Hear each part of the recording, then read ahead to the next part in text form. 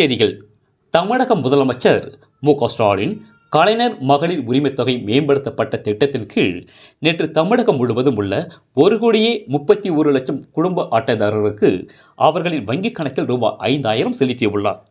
இதையடுத்து முன்னாள் அமைச்சர் பொன்முடி எம்எல்ஏ ஆணைக்கிணங்க விழுப்புரம் தெற்கு மாவட்ட செயலாளர் பொன் கௌதமசிகாமணி அறிவுறுத்தின் பேரில் திருவேனைநல்லூர் கடை வீதியில் நகர திமுக சார்பில் நகர செயலாளர் பூக்கடை கணேசன் தலைமையில் பேரூராட்சி மன்ற தலைவர் அஞ்சுகம் கணேசன் முன்னிலையில் பட்டாசு வெடித்து பொதுமக்களுக்கு இனிப்புகள் வழங்கப்பட்டது.